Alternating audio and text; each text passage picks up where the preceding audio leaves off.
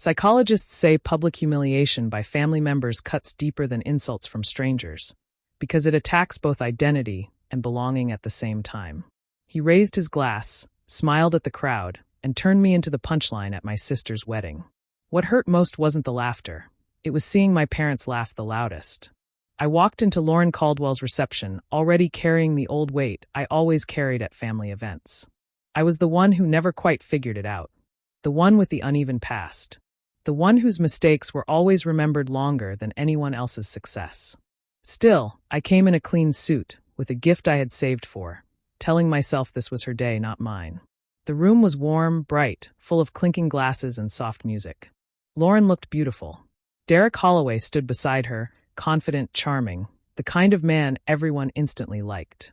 My parents, Rick and Marlene Mercer, moved easily through the crowd, proud, relaxed, happy. I stood near the back of the room, smiling when people passed me, trying not to feel like I was standing outside my own family. When the toasts began, I expected the usual stories. How Lauren was kind. How Derek was dependable. Then Derek cleared his throat and said he wanted to lighten the mood. He said my name. At first, I thought I misheard. But then he told a story about my past. How I had once failed at something important. How I had aimed high and landed low. He made it sound playful, harmless. He said it was meant to show how lucky Lauren was to have chosen someone who always gets it right. Laughter rolled through the room. Not cruel laughter. Not loud mockery. The kind of laughter people use when they think they're allowed to laugh. My face burned. I kept my eyes forward, hoping it would pass. I waited for someone to shift in their seat. For my parents to look uncomfortable.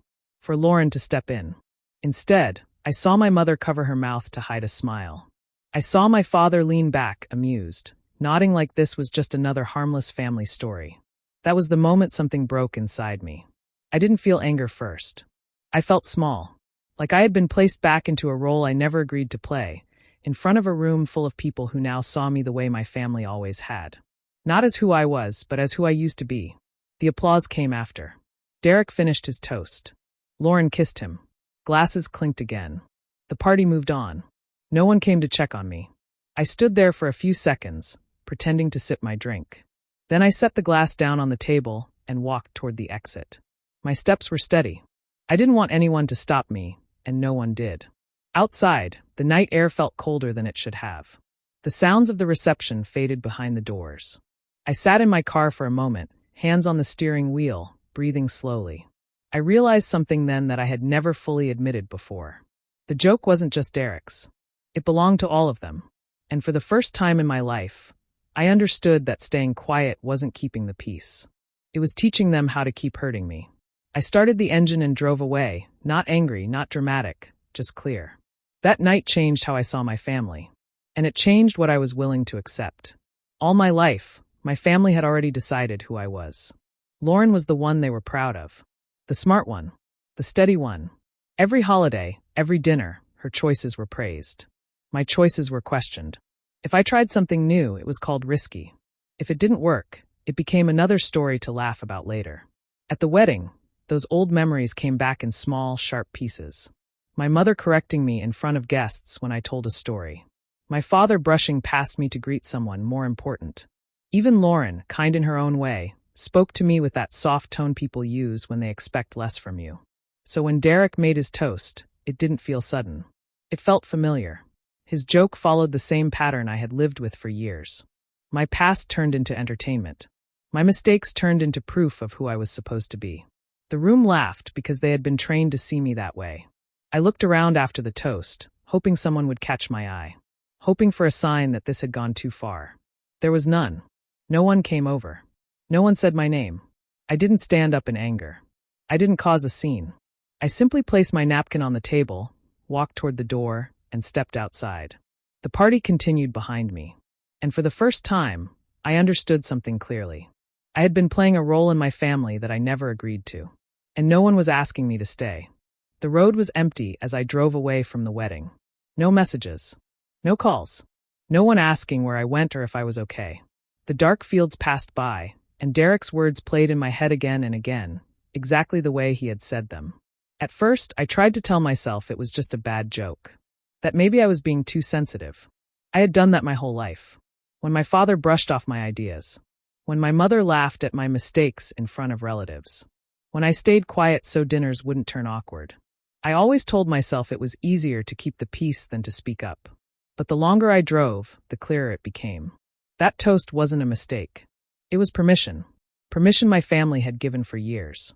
Permission to treat me as the weak one. The unreliable one. The one whose past could be used for laughs whenever it was convenient. They didn't stop it because, to them, it felt normal. I felt the sting in my chest settle into something different. Not anger. Not sadness. Something colder. Clearer. I realized I was tired of reacting. Tired of defending myself after the damage was done. Tired of hoping one day they would suddenly see me differently. I pulled over for a moment, turned off the engine, and sat in the quiet. I thought about all the times I had tried to earn respect by explaining myself. By proving I was worth more than their jokes. It had never worked. So I made a quiet decision. I wouldn't fight them with emotion anymore. I wouldn't beg for understanding. I would move differently. Not to hurt them. Not for revenge. But with purpose. For the first time, I wasn't asking how to be accepted. I was asking how to take my power back. Weeks passed after the wedding, and the noise finally faded. No more replaying the toast. No more waiting for an apology that never came. I went back to my routine, but with a different focus. For years, my family had made quiet jokes about the business idea I once tried to start. A small consulting service for construction projects. Nothing flashy. Just planning, budgets, timelines, and problem solving. When it struggled in the beginning, they called it another example of me aiming too high. I eventually shut it down, telling myself they were probably right. But now, that was the one thing I returned to. I pulled out old files. Notes I had saved. Contacts I had never followed up with. I spent my evenings studying plans, reading contracts, learning where I had gone wrong before. I didn't rush. I didn't tell anyone what I was doing. There was no announcement, no message to my parents, no need for approval. This time, I built it quietly. One client became two. Two became steady work. I focused on doing things right, clear numbers, honest timelines, careful decisions. I treated every project like it mattered, because it did. For the first time in years, I felt in control of something that was mine. The best part was the silence. No comments. No jokes. No doubts from anyone who had once laughed at the idea. They didn't know what I was rebuilding, and I wanted it that way. I wasn't trying to prove them wrong in public. I was proving myself right in private. I learned that real change doesn't need an audience. It needs patience. It needs consistency. And sometimes, the strongest response to humiliation is not noise, but progress that speaks only when it's ready. They never thought I would finish what I started. That was exactly why I did. The call came on a quiet afternoon while I was working. Lauren's name lit up my phone, and for a moment, I wondered if this was it. The apology. The moment she would finally say that what happened at her wedding was wrong. But her voice didn't sound sorry. She sounded careful. She said Derek didn't mean anything by the toast. That he just had that kind of humor. She said I should try not to take it personally. That everyone knew he was joking. Her words were soft, but they carried a message I had heard my whole life. Don't make this uncomfortable. I told her it wasn't about being sensitive. I told her it hurt to be turned into a joke in front of people who were supposed to be my family. There was a pause. Then she said something that changed everything. She said I should understand, because I had always been the one who could handle it. Not because it was fair. Because it was easier. I realized then that Lauren wasn't cruel. She wasn't trying to hurt me. But she was protecting her new life, her husband, and the image of a perfect day, at my expense. She didn't want conflict. She wanted the past smoothed over, even if it meant I stayed small. I didn't argue. I didn't raise my voice. I just listened. When the call ended, I sat there in silence. For years, I had hoped that one day my family would truly see me. That if I explained enough, if I stayed patient enough, they would finally understand my side. That call showed me the truth. They didn't misunderstand me. They were comfortable with who they believed I was. And in that moment, I stopped waiting for understanding. Not with anger, but with acceptance. Because sometimes the hardest thing isn't being hurt by family. It's realizing they don't want to change. The message from my parents came late one evening. Not a check-in. Not an apology. Just a short request to talk. When I arrived at their house, the mood felt different. Quieter. Tense in a way I had never seen before. Rick sat at the table with a stack of papers. Marlene kept smoothing the edge of a document like it might calm her nerves. They had made a property decision they didn't fully understand. A contract, a loan, terms that sounded simple when someone explained them fast. Now the numbers didn't add up, and the risk was bigger than they expected. They didn't say they were scared, but I could see it in their faces. Then my father said something I had never heard from him before. He asked what I thought. Not in a casual way. Not as a formality. He asked because he needed an answer. I listened. I read the papers. I asked questions. I didn't rush to solve it. I didn't promise anything. I simply explained what I saw, step by step, in plain words. They were quiet while I spoke. For years, my ideas had been brushed aside. My opinions had been treated like guesses. Now they were taking notes. Nodding. Waiting for my next sentence. The irony didn't make me smile. It didn't make me bitter either. It just made something shift inside me. They hadn't come because they finally respected me. They had come because they needed me. And for the first time in my life, I understood something clearly. I didn't have to demand a different role in my family. I could choose it. So I didn't offer help right away. I told them I would think about it and get back to them. Not to punish them, but because my voice finally carried weight. And I was done giving it away for free. I called my parents the next day. I told them I would help. There was a pause on the line, followed by relief in my mother's voice. But before they could thank me, I said there were conditions. This wasn't a family favor. This was professional. No shortcuts. No emotional pressure. No, we're your parents discounts. If I was going to step in, it would be with clear rules, written terms, and full control over how the situation was handled. I explained that mistakes had already been made, and if they wanted a real solution, they had to trust my process completely. They didn't like it. I could hear it in the way my father exhaled, in the way my mother went quiet. This wasn't how things usually worked in our family. I was supposed to help because I was their son, not because I had earned authority. But they were out of options, so they agreed. When I began reviewing everything, the tone changed almost immediately. They stopped interrupting. They stopped correcting me. They asked questions instead of giving opinions. They waited for my decisions. It was subtle, but I noticed it. The jokes were gone. The casual comments about my past were gone. In their place was something I had never been given before. Respect. Not because I was their child. Not because they suddenly understood me. But because they needed what I could do. I didn't feel proud. I didn't feel angry. I felt steady. For the first time, my value in the room wasn't emotional. It wasn't based on family roles or old stories. It was based on competence. And in that moment, I understood something important. They hadn't changed who they were. But they had changed how they treated me. Not out of love. Out of necessity. And I was finally in a position to decide what that was worth. As I became more involved in my parents' situation, something in the family shifted. They started introducing me differently. Not as the one who never quite made it, but as the one who was handling their problem. I could feel the change in the way they spoke to me. But not everyone was comfortable with it. Derek grew quiet around me. Then his comments started. Small ones at first.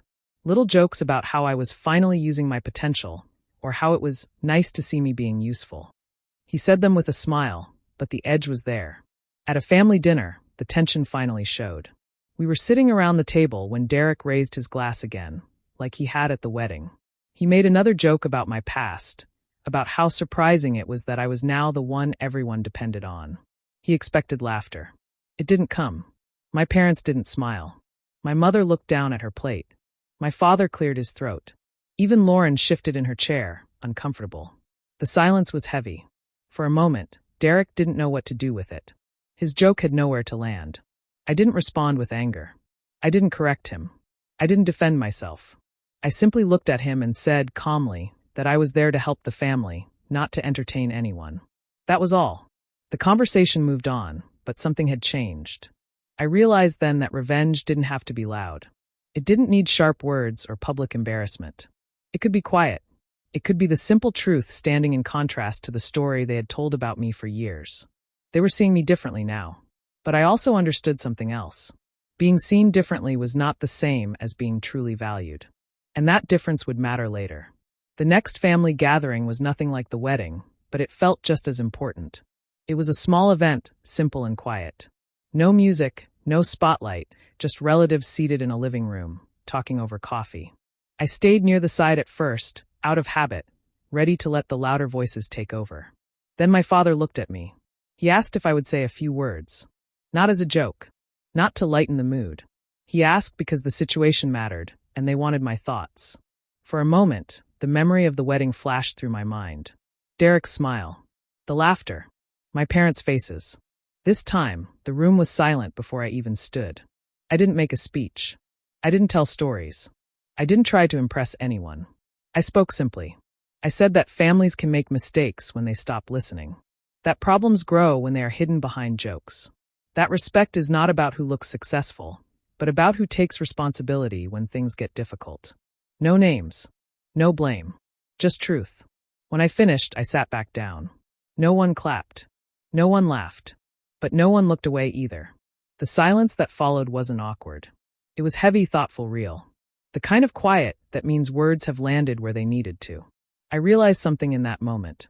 The power I had now didn't come from embarrassing anyone the way I had been embarrassed. It came from being steady, from choosing honesty over performance. That was my second wedding moment. And this time, I wasn't the joke. I was the voice they listened to. The room moved on, but inside me, something settled. I no longer needed their approval. I had already taken back my place. After everything changed, I didn't make a big announcement. I didn't argue. I didn't demand apologies that would only come too late. I simply began to step back. I stopped showing up to every dinner. I stopped answering every call right away. Not out of anger, but out of choice. I finally understood that closeness should never require silence about pain. My parents noticed. They started reaching out more. Their voices were softer now. Careful. Sometimes my mother hinted at regret without saying the words. Sometimes my father asked if we could start fresh.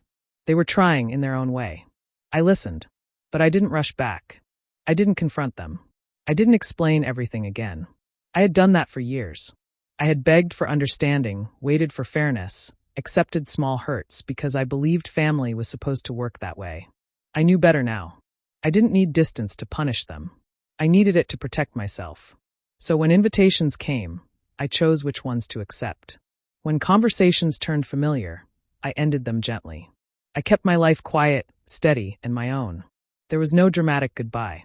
No final speech. Just a slow, calm closing of a door I had once held open at any cost. I wasn't walking away from my family in anger. I was walking toward peace. I finally understood that love should never feel like humiliation, and belonging should never require you to shrink. I didn't take revenge. I took something better. My dignity. My boundaries. My future. And in choosing myself, I let go of the version of me who thought being hurt was the price of being loved. Psychologists note that healthy boundaries protect self-respect and emotional well-being. If this story taught you something about dignity and family, share your thoughts below. Do you believe walking away can be strength? If this moved you, support the channel, like, subscribe, and share with someone who needs this message.